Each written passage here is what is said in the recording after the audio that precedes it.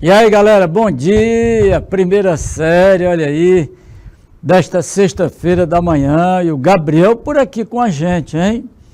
Vamos lá, hein? Hoje nós temos um convidado assim muito, aliás, do período colonial, o seiscentismo, que é o barroco, né? Tem muita coisa boa. Neste 9 de setembro, olha aí, 2 dias depois das comemorações aí dos 200 anos da independência, né? E essas ideias já vêm desde o Brasil, colônia, século XVII, com a cana-de-açúcar, já tinha gente pensando nisso, né?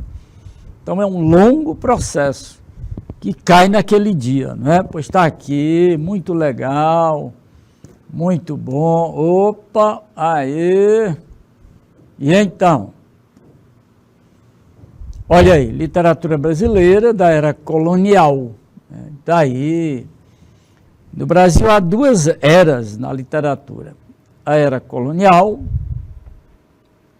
e a era nacional, hein? Olha aí. Então nós temos aqui o seiscentismo, que é o barroco, né? Então nós vamos conhecer um pouquinho mais a atuação de um gênio, um super intelectual, né? Que é Antônio Vieira. A sua atuação política, social, né? Ele foi assim uma espécie de, assim, um abolicionista precoce, né? E ele é o maior, né? Aqui a gente pode colocar o artigo, o maior orador sacro, né, da língua portuguesa. Perfeito ele, né? Vamos conhecer um pouco o sermão como um gênero textual, né, muito rico, de linguagem muito rica. No caso dele, de aspectos sociais, né, interpretando muita coisa e sempre de olho no texto bíblico, né, na vida dos religiosos que marcaram época. Então, os sermões de Antônio Vieira são sermões que tem o cunho social, religioso, lógico, religioso, documento também, e literário. Interessante, né? Vamos destacar aí fragmentos de sermões para a gente ter uma ideia da compreensão textual. E muitos exercícios, tá bom? Pois primeirão, é esse o caminho. Vamos conhecer a parte de contexto do barroco, né? A questão do contexto da economia da colônia, que é a Bahia, né? A questão da sociedade e seus estratos sociais, né? Classes, né? Políticos, militares, gestores, religiosos, o povão, né? E por aí vai. E o trabalho escravo da cana-de-açúcar. É muito bonito essa atitude de Antônio Vieira como uma espécie de abolicionista precoce, mas o abolicionismo aí não é só em relação à raça negra não, hein? Tem o índio, tem a questão do judeu também, Alencar. Valeu, muito bom, hein? Vamos que vamos, hein? Então vamos conhecer aqui. Aê, olha aí. Vamos fazer um paralelo, e acompanha aí, galera, um paralelo do barroco em Portugal com o barroco na colônia. Aí você pergunta, mas por quê? Por conta do domínio espanhol, gente. O domínio espanhol durou 60 anos. Né? Foi a partir de 580, com a morte de Camões, e com a morte de Dom Sebastião, 2 anos antes, Portugal entra em crise política, né, sucessória. Aí foi um prato cheio para a Espanha anexar Portugal. Né? Olha aí como as coisas são interessantes. Né? Houve um vácuo de poder em Portugal, e então Filipe II, né, anexou Portugal. Ora, mas que coisa mais doida, né? Pois isso causou uma crise de identidade muito grande no povo português, né? E o resultado disso, tá aí, né? Foram 60 anos de influência espanhola e mais ainda algum tempo com as consequências, né, dessas influências, né? Então, em Portugal, é dentro da era clássica, o barroco. Lembre-se que em Portugal, nós já vimos a era medieval, a era clássica, que ainda estamos em andamento. Ainda falta o arcadismo em Portugal, né? E falta o arcadismo no Brasil. Então, são muitos fatores que condicionam o estudo da literatura brasileira paralelamente aos estudos da literatura portuguesa e vice-versa, né? E um dos melhores momentos é esse aqui. No século XVII, né, nós tivemos a influência da cultura espanhola, né? A palavra barroco é de língua espanhola, lógico, né? Significa um artefato irregular, uma pedra irregular, uma coisa assim, né? E, de fato, o barroco é muito complicado, né? Cheio de circunstâncias curiosas, né? Com essa crise de identidade em Portugal, entra em cena um mito muito forte, né? Que é o mito de Dom Sebastião, o sebastianismo. Porque o exército de Dom Sebastião foi dizimado no deserto do Marrocos e o corpo dele desapareceu. Então começou a circular em Portugal trovas, quadras, falando do possível retorno de Dom Sebastião. Esse mito é tão forte que até hoje ainda tem consequências, né, em Portugal e também respinga no Brasil. Ora, com o domínio da Espanha, Portugal entrou num abismo econômico e estagnação, né, cultural. Depois disso tudo vem o absolutismo, né? Essa estrutura de governo absurda, essa estrutura, né? E lembrar também que por esse tempo a Igreja Católica detona, né, um movimento que tem consequências assim trágicas, que é a Contra-Reforma. E a Contra-Reforma atua com a poderosa Inquisição, que pegou o nosso autor, hein? Antônio Vieira foi duramente perseguido pela Inquisição. Quase que matavam o padre, né, o jesuíta, um super padre, né? Bom, briga entre católicos e protestantes saía desde 1517. Mas agora vem o reforço do entendimento do domínio espanhol, né? Esse período é conhecido como a Restauração. Isso acontece em 1640. Entra em cena a quarta dinastia em Portugal, com o Duque de Bragança, né? Ele governa a partir de 640. Olha aí a data.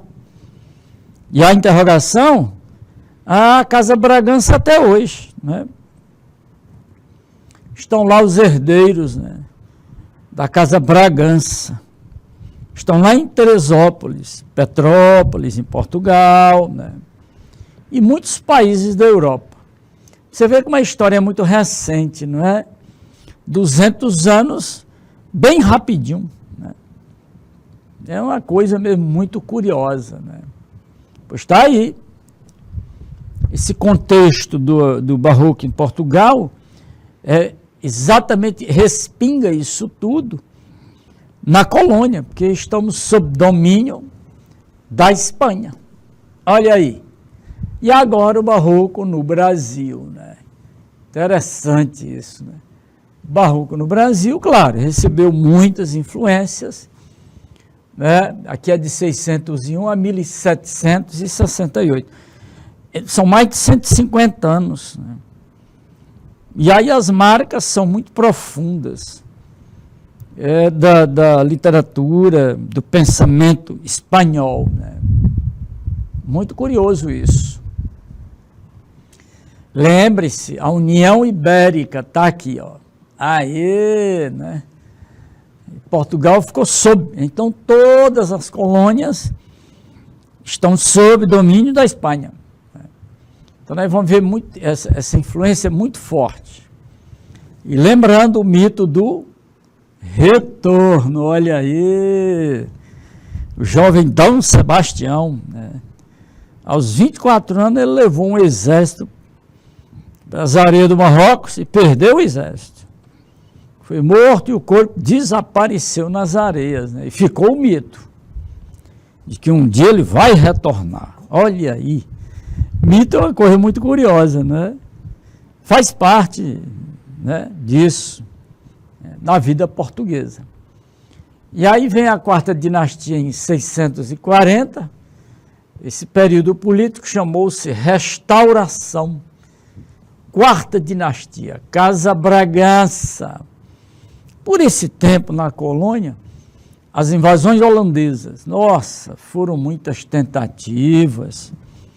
Os holandeses tentaram na Bahia, tentaram em Pernambuco, tentaram no Maranhão, tentaram no Rio de Janeiro. Olha, um negócio de doido, né?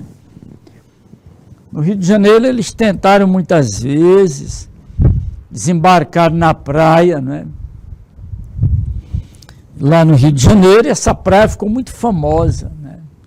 Porque os portugueses chamavam os holandeses flamengos, né? Oh, agora você já está tirando conclusões, né? Está lá a Praia do Flamengo.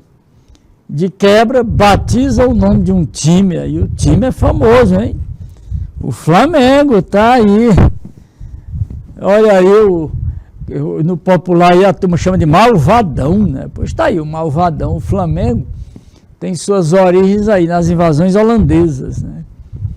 Isso! Agora vem um detalhe curioso, né? É esse o detalhe, atenção. O Brasil, colônia, né,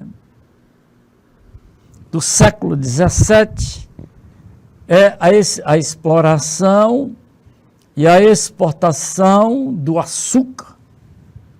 E os centros urbanos mais desenvolvidos da colônia nesse período, a Bahia, não tinha ainda a cidade de Salvador, né? A Bahia e Pernambuco, né? Recife, já tinha o nome, né? Então é interessante isso aí. O monopólio religioso é dos jesuítas, né? É tanto que o nosso intelectual aqui é o superpadre Antônio Vieira, era um jesuíta, hein? Muito culto, né? Um superpadre, um super intelectual, olha aí, perfeito. Tá bom? E então, esse monopólio exercia no Brasil, na colônia, melhor dizendo, né, a censura eclesiástica, né? Isso impedia o avanço das novidades que vinham da Europa e as que eram criadas aqui, né? Isso foi muito ruim durante esse período, né? Mas está aí o Barroco. É um período muito rico, ligado ao ciclo da cana-de-açúcar, né? Então, um período muito forte do ponto de vista econômico, né? Que ótimo. Pois vamos lá, hein? Olha aí, né? Bom, a Inquisição jogou duro, né? Por esse tempo aí. Todo o século XVII. Ainda hoje tem vestígios, né? Não acabou ainda não, né? O Tribunal do Santo Ofício ainda tem vigência, né? Ele ainda sobrevive, né? Os católicos brigando, ainda hoje tem consequências disso aí, com a intolerância da Inquisição. E na colônia, Antônio Vieira, olha aí, chegou aqui, hein? Denunciou, né, maus tratos, né? Você vê como ele era um defensor das causas civis, né? Era um abolicionista precoce. E isso criou problemas para ele, porque ele não admitia, né, a escravização, né? Quer do índio, quer do negro, e também a questão dos judeus, né? E aí ele foi denunciado, né? Quase que ele é morto. Ele ficou preso muito tempo, né? Por conta da crítica que ele fez, né? Em relação à mão de obra escrava, né? Então os grandes fazendeiros, os senhores de engenho, denunciaram Antônio Vieira, né, à Inquisição. Ele foi preso, foi denunciado, preso pela Inquisição em Coimbra, né? Sofreu tortura e censura. Ele ficou com tornozeleira eletrônica. Imagina que coisa doida, né? Ficou em prisão domiciliar, né, por um tempo muito, né? Resultado, como ele tinha uma oratória muito poderosa, né? Foi o advogado dele mesmo. Bom, aí os religiosos da Inquisição ficaram com medo de matar Antônio Vieira. Mandaram Antônio Vieira para Roma, se livrar do pepino, hein? E mandaram o abacaxi para Roma. Imagine. Lá vai Antônio Vieira para a Itália, né? Para Roma, para se defender lá junto ao Papa. Opa! Então a coisa pegou, hein? Não foi fácil. E ele foi. Ele era um gênio, hein? E lá ele se defendeu. Passou uma temporada lá na Itália, né? Olha aí o Barroco, né? Na Colônia. 1601, 1768. Como o Barroco é muito instável, né? E vai refletir a arte da contra-reforma. Ora, a contra-reforma é um fato religioso, né? Então, quase 80% do conteúdo da literatura barroca é religiosa, evidentemente, né? É um conteúdo religioso, né? Mas esse religioso, ele é muito complicado por conta do choque, né? Então, o barroco, ele traz essa concepção do conflito, né? A alma em conflito em relação ao corpo, né? O eu em choque com o mundo. Esse conflito se traduz na linguagem por uma figura de linguagem muito interessante dos opostos, ou seja, a antítese, né? Isso aí é um dado do fenômeno do estilo, né? E como gerou muita instabilidade no artista, isso causou essa preocupação com uma linguagem muito rebuscada, né? Muito excessivamente cuidadosa, né? É tanto que o tempo passou, os críticos, os estudiosos de literatura, eles viram dois estilos no barroco. O estilo cultista, o estilo conceptista. Então, isso é influência espanhola, não esqueça, hein? O cultismo é a influência do intelectual Luís de Góngora, né? E o conceptismo é a influência do intelectual espanhol Francisco Gomes, né, de Quevedo. Então, você está vendo aí como é importante saber que nós somos colônia da Espanha por 60 anos. Gente, não são assim 60 meses, né? 60 anos. Então, muita influência, né? E as consequências dessa influência, até hoje, ainda estudamos quando vamos estudar o Barroco, temos que fazer essa referência, né, à atitude dessa influência de autores espanhóis, né? Não tinha como não ser, lógico. Aqui na colônia ninguém podia publicar nada. Lógico, claro, né? Tudo era manuscrito. Papel era uma coisa muito cara e rara. Gente vinha da Europa. Então as consequências disso foram assim extraordinárias, né? Mas mesmo assim, tudo que pôde ter sido pesquisado foi pesquisado, né?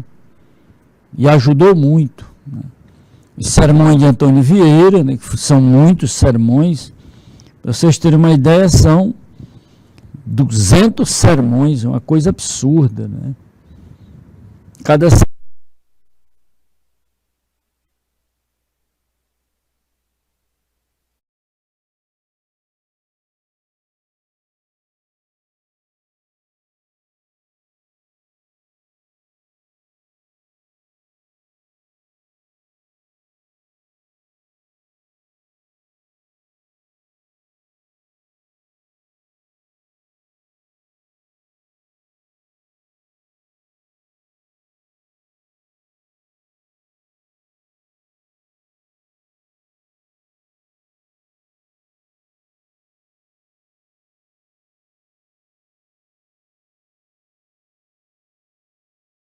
E aí?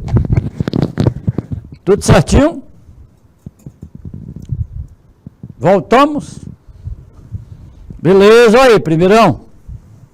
Estamos firme aí, Alencar, Gabriela. Isso. Vamos que vamos, né? Nós estamos aqui com o Barroco. O Barroco, ele tem uma longa vigência, né? Foi um período de muito tormento. E aí cai naquela máxima de que um período de tormento ele é sempre muito longo, né? De fato, são mais de 150 anos até entrar em cena as Arcádias, né? Com uma literatura mais racional, mais simples, né? Já sem tanta complicação. Isso é o Barroco. Lembre-se disso. Barroco é complicado, é conflitante, né? Por conta das ideias opostas, isso gerou medo, sofrimento, subjetividade, pessimismo, né? Foi muito ruim, né, para o artista barroco. Não é para o povão, não, né? Mas o artista se sentiu em profunda instabilidade por causa do conflito existencial, né, do eu em choque com o mundo, né? Isso chama-se conflito existencial, né? Constantemente nós temos isso, né? Isso é algo assim permanente no humano, né? É curioso isso aí, né? Vamos lá, hein? E então, aqui, olha a explicação aí para o cultismo e para o conceptismo, né? Você vai entender melhor agora, hein? Luiz de Gôngora, para o cultismo, que ele é movido pelos estímulos sensoriais, né? E para o conceptismo, é um jogo de sedução intelectual. Bonito. Agora ficou melhor, hein? Tá aí. Sobra, né? Essa sedução intelectual. E a influência dessa sedução intelectual, né, é o poeta espanhol, né, o Francisco Gomes de Quevedo, né? Você vê, nós ficamos reféns, digamos assim, da cultura espanhola por 60 anos, e muita coisa muda em 60 anos, né? E isso teve consequências horrorosas em relação à perda de identidade em Portugal, a estagnação política, econômica, cultural, foi muito ruim. Foi horrível, né? Algo assim, fora do normal, né? Do ponto de vista político e tudo mais. Mais ou menos como se a nação tivesse entrado em depressão, né? Que essa disputa entre Portugal e Espanha, ela é muito parecida com a nossa aqui em relação à Argentina. Imagine se nós tivéssemos sido colônia da Argentina por 60 anos. É um sentimento assim terrível, né? Pois isso aconteceu em Portugal. Então, na maneira de escrever dos autores do período, né, que são dois grandes autores, um na prosa, que é Antônio Vieira, e o outro na poesia, Gregório de Matos Guerra. A gente percebe que às vezes eles misturam os estilos, mas o cultismo ele é mais apropriado, né, à poesia. Aqui, eu vou mostrar isso aqui, ó. Tá bem aqui, ó. Poesia. E o conceptismo, ele é mais apropriado, ó, à prosa. No caso aí, os sermões de Antônio Vieira, né? São 200 sermões, é uma coisa absurda, né? Escreveu muito. Genial, né? Nós vamos conhecer isso aqui. Vamos lá? E aqui umas frases lindíssimas dele, né? Ele nasceu em 1608, era colônia da Espanha, hein? Foi a óbito em 1697, 2 anos depois da morte de Zumbi, né? Aí Portugal já tinha saído, Portugal saiu da Espanha em 640. Em 640 ele tinha 32 anos. Já era um super intelectual, diplomata, poliglota, super culto, né? Ele. Mas olha que sentença linda. Somos o que fazemos. Lindo, né? Belíssimo. Somos o que fazemos. Que maravilha, né? Aê, olha aí. E vou ver se eu puxo aqui outra cor aqui. Vê se pega aqui essa cor. Vamos ver. E não pega. Nenhuma presta. Interessante, não é? Ver se tem alguma aqui que possa sobressair. Acho que não. Aqui não, tem não. Vamos desistir. Somos o que fazemos. O que não fazemos não existe. Assim apenas existimos nos dias em que fazemos. Nos dias em que não fazemos, simplesmente suportamos. Maravilhoso. Muito bom. Bom, em 2008, galera, nós comemoramos assim 400 anos de nascimento dele, né? Ele nasceu em Lisboa. Em 1997, 300 anos. Ele morreu na Bahia. 300 anos da morte dele, né? Aí todo mundo lembrou, claro, quem estuda literatura, evidentemente, né? Ele era um célebre jesuíta, poliglota, né? Político, um visionário, né? É bonito isso. É um mestre da oratória, né? Um gênio do barroco. Significa dizer que ele é polêmico, irônico, conflitante, né? É uma cabeça barroca, um espírito barroco. Mexeu com tudo. Ousado, perigoso.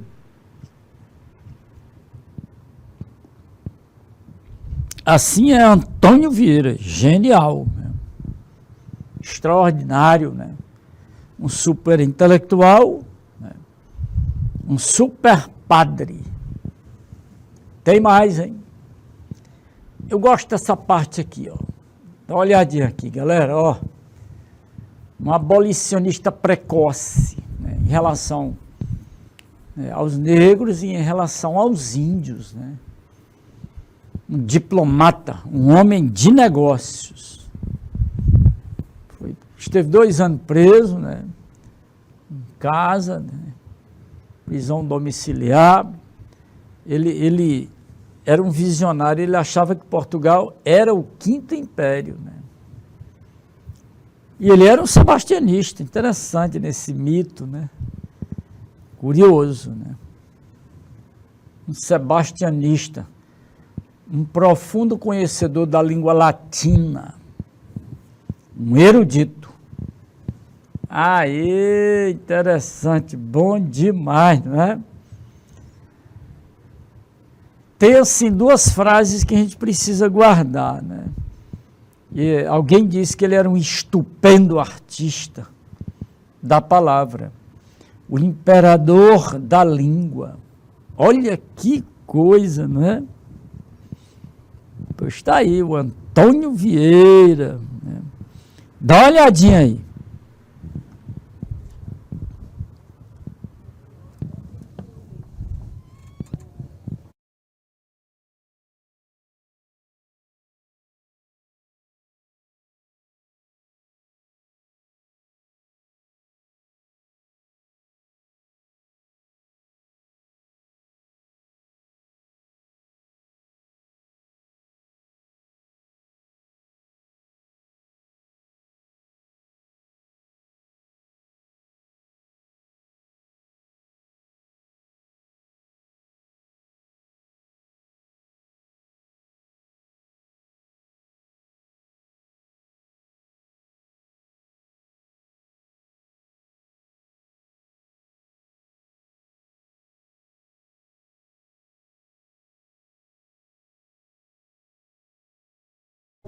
E aí, galera?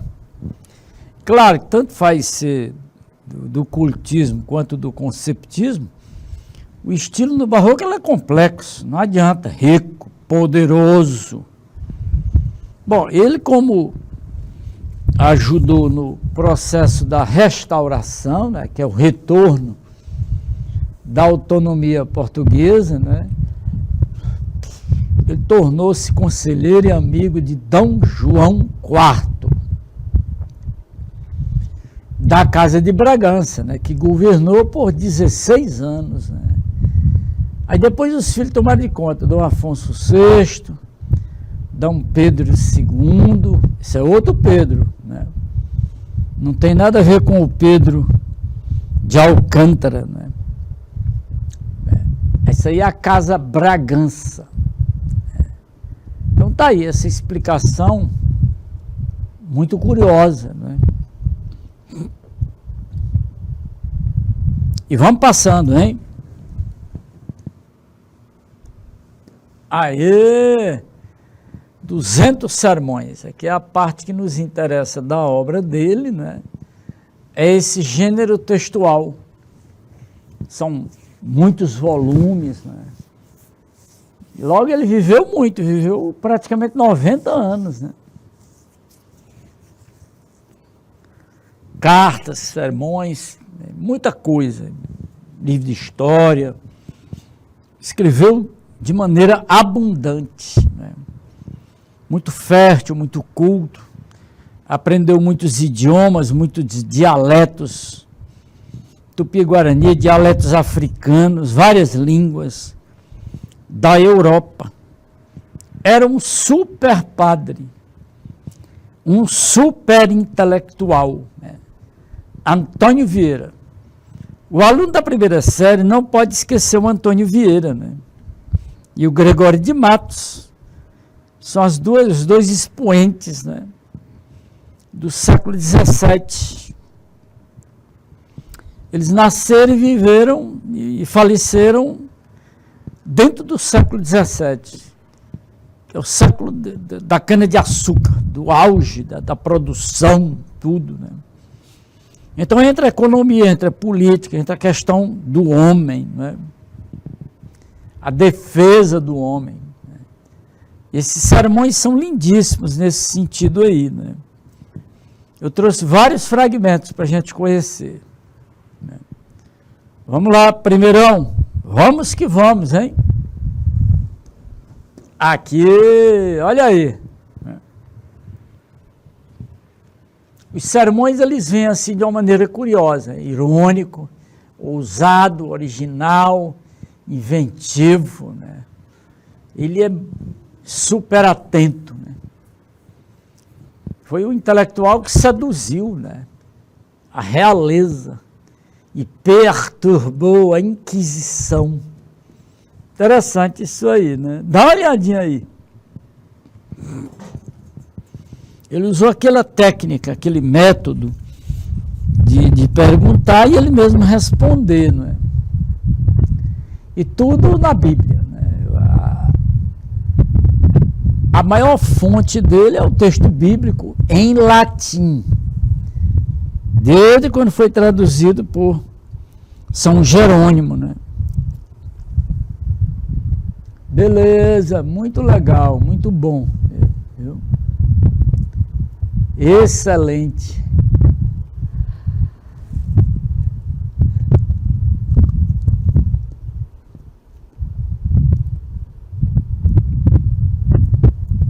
Pois vamos lá, hein? Mostra e veja direitinho.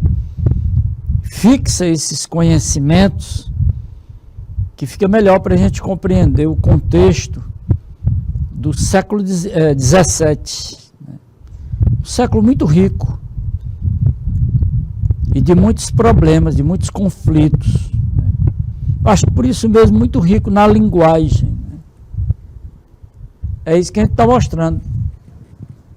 Então, aí, ó, ele pegou um sermão, ele usou tem um sermão do bom ladrão, olha que ironia, não é? Do bom ladrão. E ele faz uma comparação entre dois tipos, né? Dois blocos de ladrões, né? O sermão é muito atualizado, hein? Dois tipos de ladrões, né? Não só são ladrões, diz o santo, os que cortam bolsas, né? Ou espreitos que se vão banhar para escolher a roupa. Esse é um tipo aí, não? Esse tipo aí é o que é mais popular, né? Os ladrões que mais própria e dignamente merecem este título são aqueles a quem os reis encomendam os exércitos e legiões, ou o governo das províncias. Olha aí a atualidade disso aí, né? Ele está dizendo que ladrão, tem aquele ladrãozinho de bolsa e tal, rouba celular, perepepe, mas tem ladrão maior, hein? Olha como ele é esperto. São aqueles que furtam, roubam, apoiado por instituições, né? Os quais já com manha, já com força, roubam e despojam os povos. Os outros ladrões roubam um homem. Estes roubam cidades e reinos. Os outros, esses furtam-se debaixo do seu risco. Estes, sem temor nem perigo. Os outros, e que vem a parte bonita aqui, né? Os outros, se furtam, são enforcados.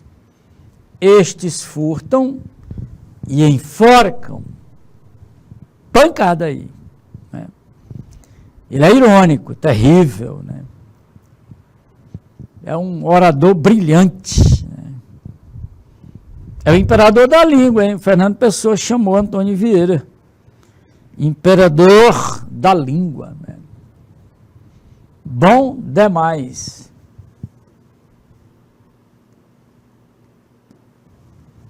E aí, galera? E aqui tem uma questão. Ele pertence à literatura portuguesa e à literatura brasileira, né? Então, ele é um autor luso-brasileiro. E tem momentos que as duas literaturas fazem a fusão, né?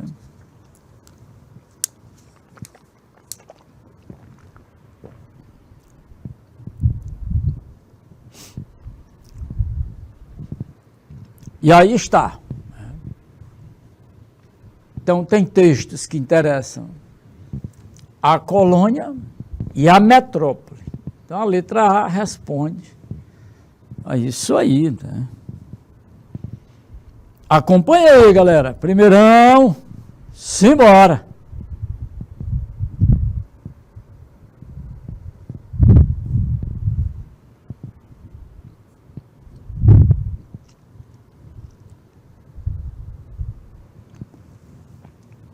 E tem mais, hein? Aqui tem mais uma sentença muito famosa dele.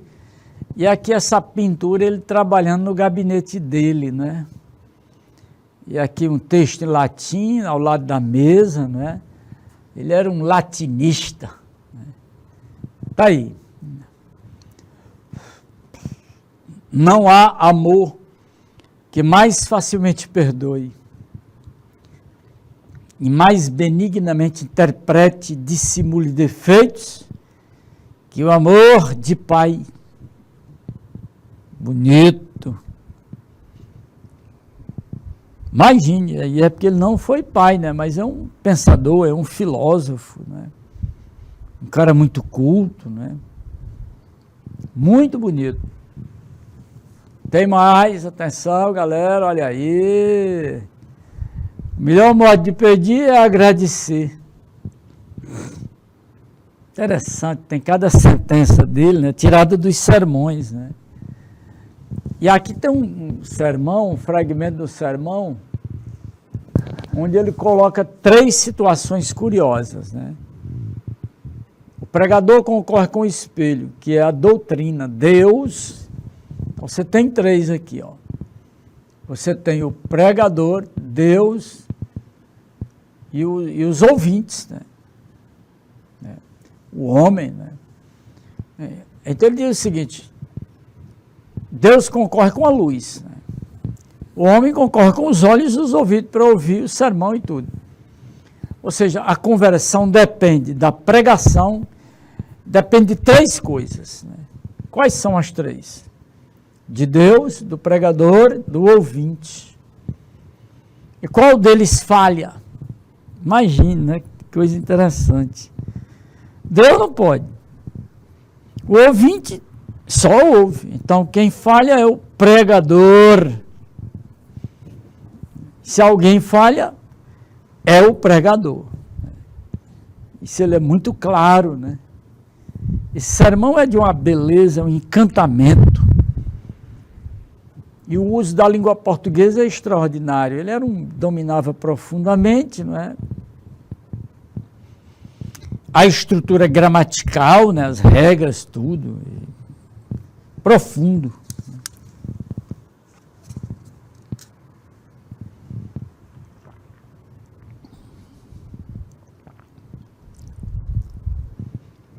Muito firme.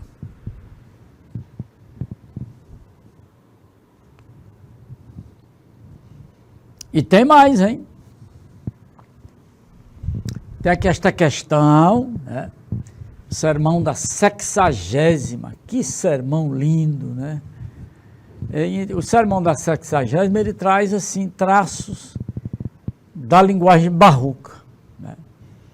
Esses traços da linguagem barroca, ele reflete o conflito, né? Entre a fé e a razão. Então é o cultismo, conflito. Ele fica jogando com as palavras, né? Então ele mexe com o aspecto sensorial.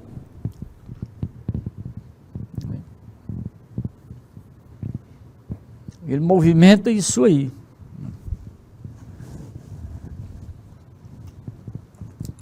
Eu vou dar uma olhadinha aí.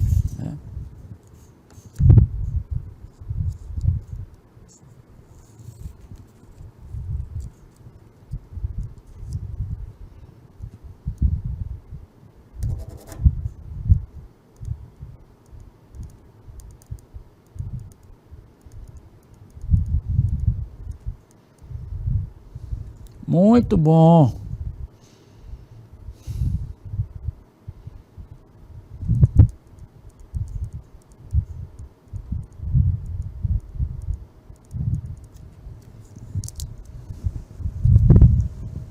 Ok? Vamos primeiro, olha aí, mais um fragmento, né? Muito bonito. Olha como ele cria umas metáforas muito interessantes, né? Não fez Deus o céu em xadrez de estrelas? Como os pregadores fazem o sermão em xadrez de palavras. Ele está criticando o estilo cultista, né? Xadrez de palavras. Se de uma parte está branco, de outra há de estar negro. Se de uma parte está dia, de outra há de estar noite. Se de uma parte dizem luz, da outra há de dizer sombra. Se de uma parte dizem desceu, da outra há de dizer subiu. Você vê todo tempo os opostos, né? Basta que não havemos de ver um sermão, duas palavras em paz. Esse é o mal. Pregam palavras de Deus, mas não pregam a palavra de Deus. Olha que coisa incrível. Olha aí, primeirão. Pregam palavras, com P minúsculo. Olha aí.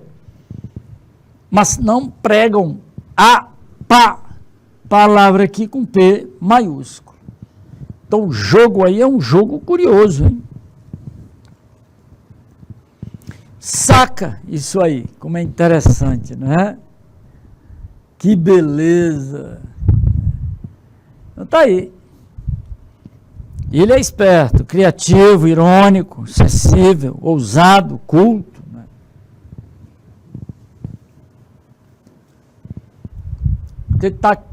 Ele está aí com o estilo aí do sermão da 60ª. Ele usa o argumento, persuasão, inteligência. Ele está dentro do estilo conceptista. Ele trabalha com o conceptismo, né? Muito bom. Excelente. E tem mais. Aí, né? Ele jogando com as palavras estrela, né?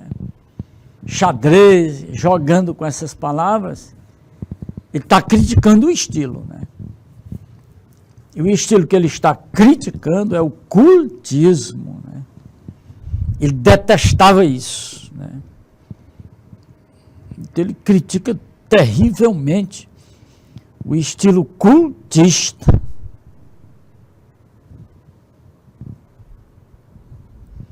Curioso, hein?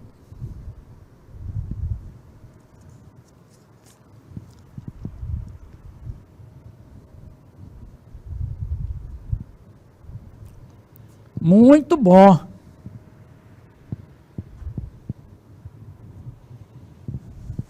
Atenção, olha aí, essa questão aqui é típica, né? É do perfil do Enem, né?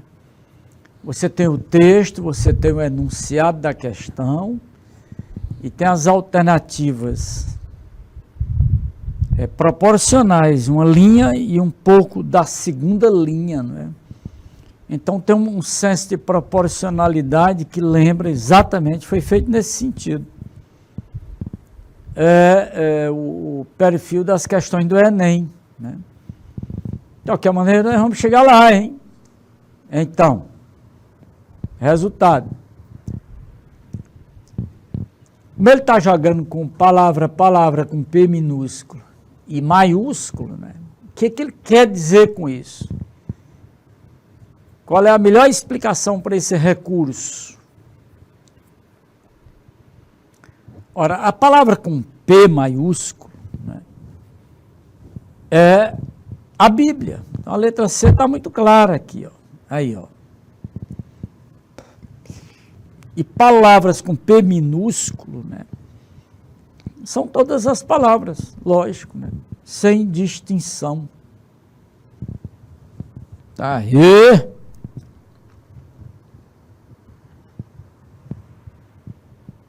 Estamos chegando aí, não é? E você encontrou aí Antônio Vieira, genial, né? Um gênio, né? Um pouquinho?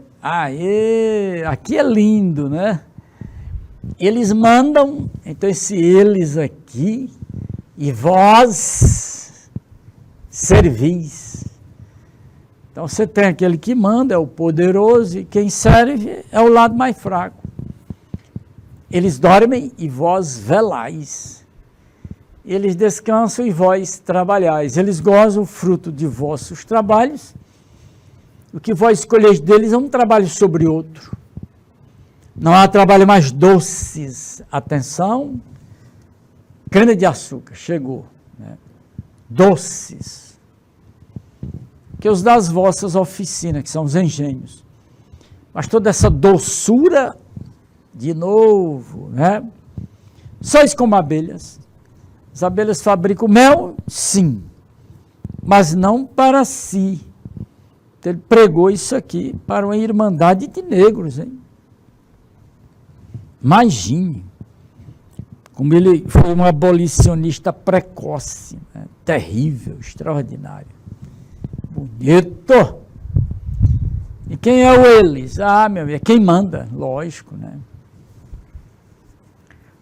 São os senhores de engenho, né?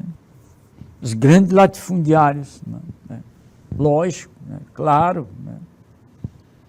E vós, os que obedecem, são os trabalhadores, né? Isto é, os escravos dos engenhos, né? Índios e negros, né? Uma coisa mesmo fenomenal, extraordinária, né?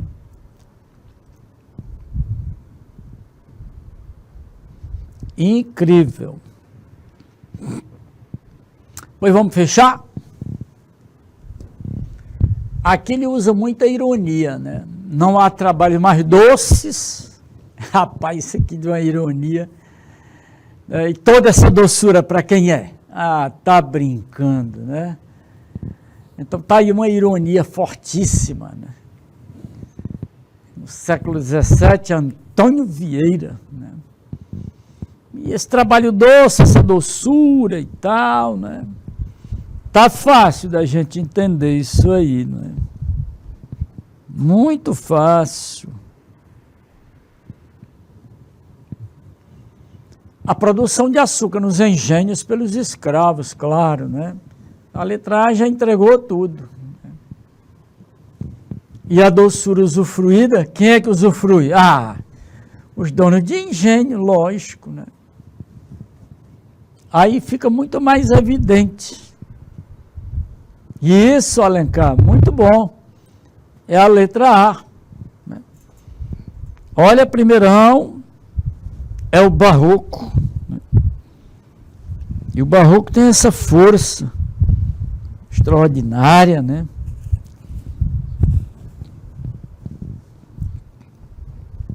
Lembre-se que ele foi um abolicionista precoce. Valeu, obrigado, até o próximo encontro, hein? Olha aí, tchau, tchau.